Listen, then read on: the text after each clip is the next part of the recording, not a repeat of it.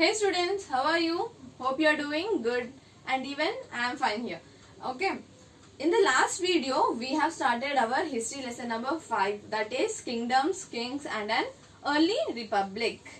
And the topics what we have discussed in the last video were how were some men became rulers, and we have also started a bit about Varna system. So let's have a quick recap. So when we are discussing about how some men became rulers, at first it was the Jana who used to elect a Raja. But later what happened? It somewhat became a kind of hereditary, or the more powerful people have started becoming the Raja. The one who were more powerful, who were more rich and who can perform the elaborated sacrifices were considered as Rajas. So one such sacrifice we have discussed in our last video, that is Ashwamedha Yaga or horse sacrifice. In that we have seen a horse will be passing through several kingdoms. If few kingdoms stopped it, they were ready to fight with the Raja performing the sacrifice. If they did not, that means they have accepted that the Raja performing the sacrifice is more powerful than him. So in this way, to become the most powerful and to be known as the more powerful, this kind of sacrifices used to be performed. And one more reason was to get prosperity in their kingdom. So, and we have seen during the ritual, the Raja will be the center figure and the sacrifice will be performed by priest or Brahmin. Yes, and the other minor rituals will be performed by the king's relatives, that means his wives and sons. Now coming to the role of the other Rajas, they will be just be as a spectator and see what is happening around. Okay, and we have seen a particular group of people were not allowed. Many ordinary people were coming and they were giving gifts to the Raja. But there were one group of people who were not allowed to see most of the rituals. They were not allowed to attend, not allowed to see. Why was so? Do you know? We'll see in this video. Okay. Students, in your lesson number 4, you might have learned about Rig Veda. What is Rig Veda? It is a religious book that contains hymns that are based on the praises of the gods. So usually to praise the gods so that they give us whatever we wish for. Okay. But there are other Vedas also. Do you know that what are they? They are 3 more books that were composed after Rig Veda. Do you want to know? Let's see what are they. Yes. So there were many books composed in the North India, especially in the areas drained by the Ganga and Yamuna. That means the regions through which these 2 rivers flow. So these books were called as later Vedic because they were composed after Rig Veda. Rig Veda is the first Veda to be composed. So the other books included Samaveda, Yajurveda and Atharva Veda. In last video also we have seen a small glimpse of this, right? Hope you are noting down the all important points.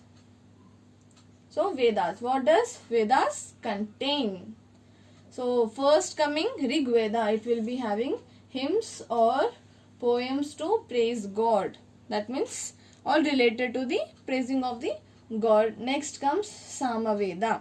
It has information related to music and yagnas. Now we have seen in last video about Ashwamedha Yagna, right? Such information about different yagnas will be present in Samaveda.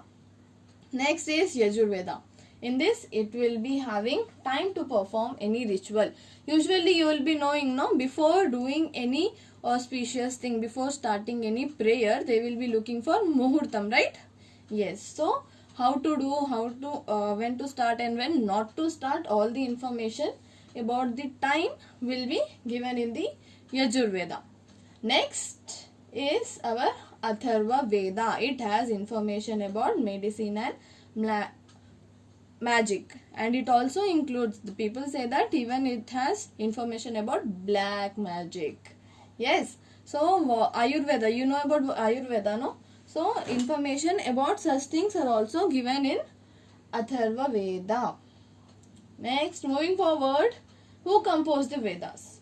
It is believed that priests have composed the Vedas. That means Pandits, Brahmins, they have composed the Vedas, and they have described how rituals were to be performed and rules about the society. That means how a person should behave, what rules and regulations they should follow, what they should do, what they should not do. All the rules and regulations and what rituals to be performed were written by the priest in the Vedas.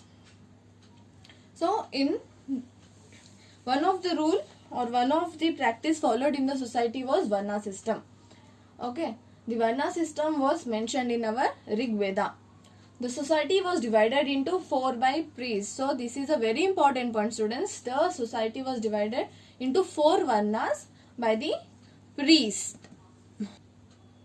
And the 4 Varnas were, or the 4 different classes were Brahmin, Kshatriya, Vaishya, Shudra. And there were other group of people who they call themselves today as Dalits and untouchables, because they were treated in such a way by the remaining people in the society. Now each Varna had a set of functions or work to do. That means we have just seen, no, that priests have given a set of rules and regulations to be followed in the society. In the same way, they have also given the different functions to be performed by the people belonging to different Varnas. Let's see who. First are, okay students, before that these are 2 pictures which shows what were the work done by the people at that time. Now here in both the pictures, now look at the laser pointer, students. Here these are somebody who are representing kings, okay, kings or warriors. Here they are pandits who are learning. Here class people who are trying to sell something or they are showing something. Here is the person who is farming. So this is Brahmin, Kshatriya, Vaishya and Shudra. Here also same, and Brahmin, Kshatriyas, Vaishyas and Shudras. So this is how somewhat our society was divided into, and the first position was given to the Brahmins, and the things to be done by them, that is study Vedas. First duty was to study Vedas, then teach Vedas to the other people and perform sacrifices and receive gifts from the person whoever is asking to perform or do those sacrifices. Students, understood? So basically first position is for Brahmin, priest or the teachers. And the second position is given to the rulers or the warriors. Now they were expected to fight and protect for the people. That means go to the wars, fight, protect. All these things should be done by the Kshatriyas.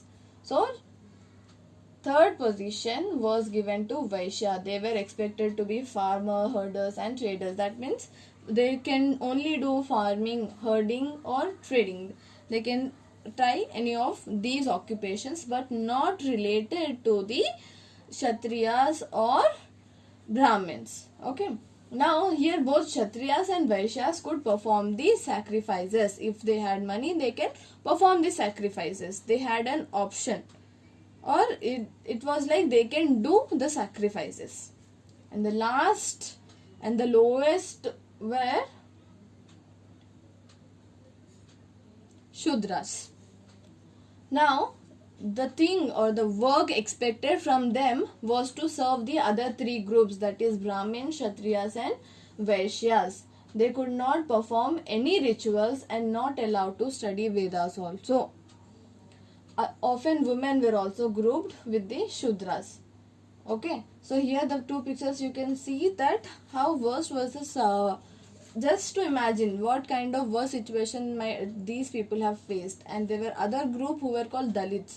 Now it was like even they are coming, even if the Shudras or Dalits are coming, the people used to move aside, that because they don't wanted to touch them. If they felt that if they are touching them also, they are becoming impure. You say no, in Telugu they will say apavitram.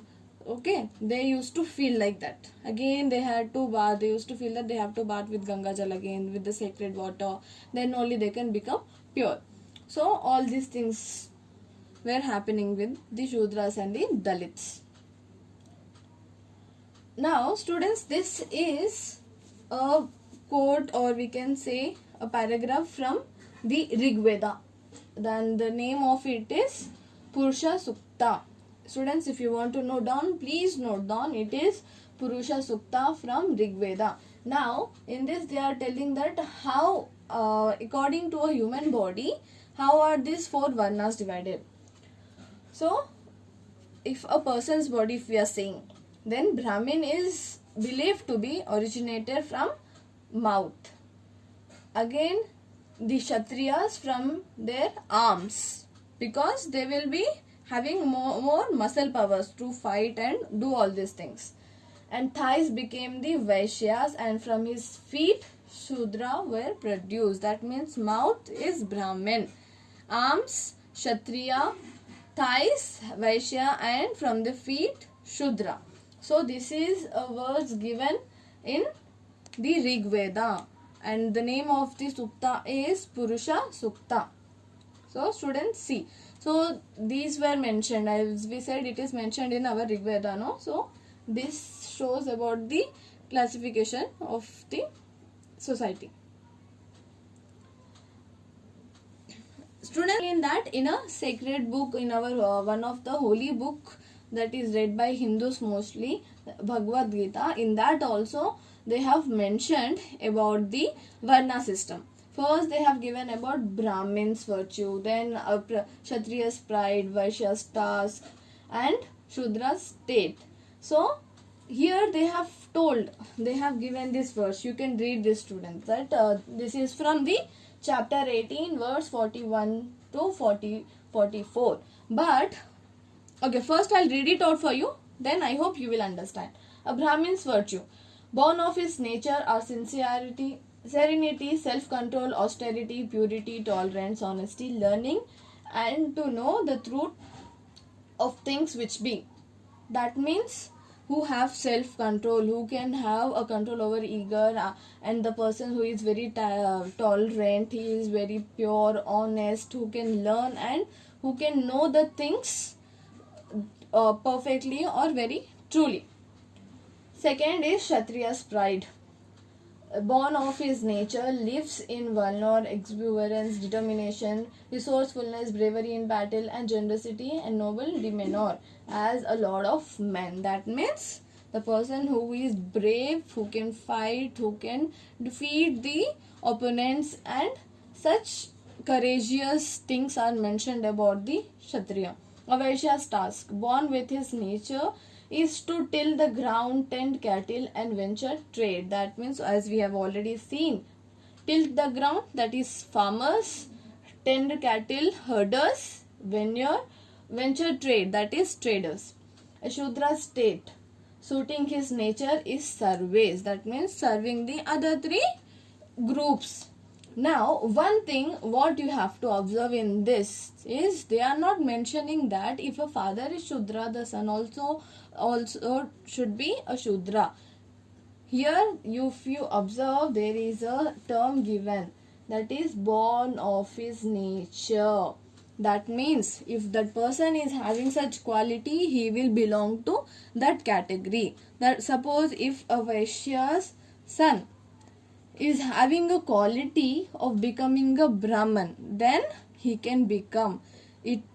Now these varnas were divided or classified basing on the person's ability, what talents that the person has, but not on the basis of heredity. Okay, I hope you understand and not follow such things. Here is an example of Dr. B.R. Ambedkar, who was a Dalit, who was from a Dalit family, and when he was growing up, people were not allowing him to study. When he was going to school, the other students were not allowing him to sit with them. They used to sit in a corner, and teachers were not interested in him teaching also. But in spite of all the trouble, he have got a good education, and he became India's first law minister. Yes, students, he became the India's first law minister, and he is the main architect of our Indian Constitution. He is the main person behind our Indian Constitution, no? Yes. So here he is telling about caste is not a physical object like a wall of bricks or a line of barbed wire, which prevents the Hindus from commingling and which has therefore to be pulled down. Caste is a notion, it is state of mind. That means it is not a rule that we have to follow. If we don't want to follow also, it is okay. Nobody is to question that why are you not following. It is not something not written anywhere that we have to follow this, but still people are following. It is just a state of mind. If we remove that from our mind, then the whole society will be on a track. Now this is another saying of the B.R. Ambedkar in the next paragraph. Some men say that they should be satisfied with the abolition of untouchability only, leaving the caste system alone. The aim of abolition of untouchability alone without trying to abolish the inequalities inherent in the caste system is rather a low aim. That means many people used to say, it seems, that only remove untouchability, it's okay, let the caste system be. But will it be fine? Still, even in the caste system also, the people were not treated equally. No, Shudras were the least, and even they were not treated equally. If they are only removing untouchability, will it be fair for them? No, it will not be fair, and it will not be a good use of doing that. So once they are planning to remove the untouchability, the caste system also should be removed with that. Okay, students? So students, now we have just seen about the Varna system. Now as we have seen now that Varna system was divided by the priest, and they have given themselves the highest position. Do you think the other people would be okay? No, Kshatriyas were like, no, we are more superior. And there was always a clash between these. But many people could not fight it long. As many people were very happy because they were getting special privileges. Brahmins were given the highest priority. They were the persons who were respected most. So will anybody want to lose that respect? No. So they did not want to change at that time. Then Kshatriyas, they were also having their own work and got equal respect. The kings, nobody would get as such respect, right? Vaishyas, they were earning lot of money, so even they were not bothered. So Shudras also said that all the people should be treated equally. Even now people are saying that caste system should be removed. But still far in many people's mind it is said till that this caste system is there, it should be followed. Until and unless that people remove from their mind, the society cannot change. So from now, you as a good Indian and good citizen of India, you have to practice that all the occupations, all the people around you are equal. Nobody is superior and nobody is inferior. Okay students, I hope you will be doing it till in your future also. Okay. Students, now let's come back to the Rajas again. Okay, so there were many Rajas who were performing sacrifices and they were becoming even more powerful. So now the kings who used to perform the sacrifices, they were becoming the kings of, they were called as Rajas of Janapadas. So student, what do you mean by Jana here? We have learnt already, no? It means the people. Okay. And what do you mean by Pada? Padam. It means the foot. Okay. So basically Janapada is nothing but where people have kept their foot. Okay. That means people of a particular tribe have started settling. A settlement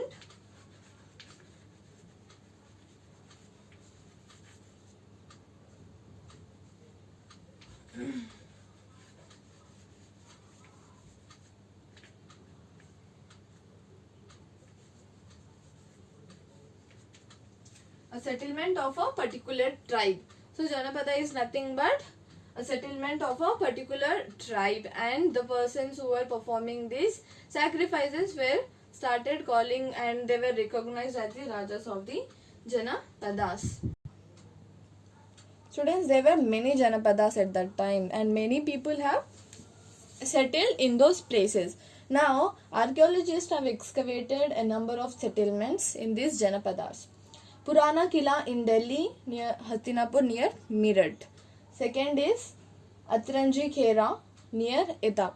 Now these two places are in Uttar Pradesh only, and the picture what you are seeing there is the picture of Purana Kila. Okay. Students, now we have seen the settlements were there. Now what were the people doing at that time? What were they practicing? What were they doing? So archaeologists have also found few details about it. Let's see. People lived in huts, reared cattle as well as animals. They grew a variety of crops: rice, wheat, sugarcane, sesame and mustard. So these are the very common names that you have encountered till now many times. In these 4 lessons you have seen these names very much. So you should be very familiar with them now. Okay. So next, moving forward, a very interesting thing. People also made earthen pots, and the pots, few were in grey color and few were in red. But the main speciality or the special feature that was found here was painted greyware. Now, as the name suggests, they were grey pots and they were painted with designs. Usually they were simple lines and geometric patterns over them. As you can see, the first picture you can see, students, there, it was broken when they have found, and the archaeologists have carefully fixed it again. And the next picture is also same like that only. That means basically the pot was in grey. Later it was painted and few designs were there with simple lines and geometric patterns.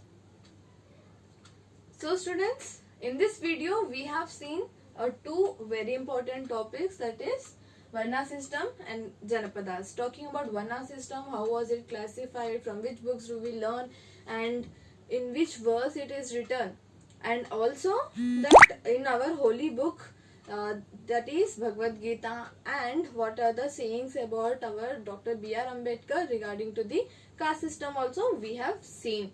So it's up to you, students, whether such practices, such bad practices should be continued or not. Is it good that a person is treating the other person badly just on the basis of work they are doing? Now just imagine, students, if the people who do very small works, that might be any ayah, it can be watchman, it can be driver. Now imagine that they are not doing their work for 1 day. Leave about months or weeks. Just imagine if they are not doing their work 1 day. What will be our situation? It will be very bad, because we will be needing them. When we need such person, we have to respect them, no? Everybody in this world is dependent on each other. We need each other, then only we can survive happily. So in such case, it is very important for us to give them equal respect. And I hope you will be doing it, and never treat any occupation as low and never treat any person as low. Next, talking about Janapada. Janapada is nothing but a place where a particular tribe have started settling down. That means they have kept their foot there and they have settled. And about one such settlement found in Janapadas is Purana Kila, and how were the people living, what were they doing, were they having cattle or not, we have seen them. Okay, students, so we will be meeting you in the next video. Till then, take care and read properly.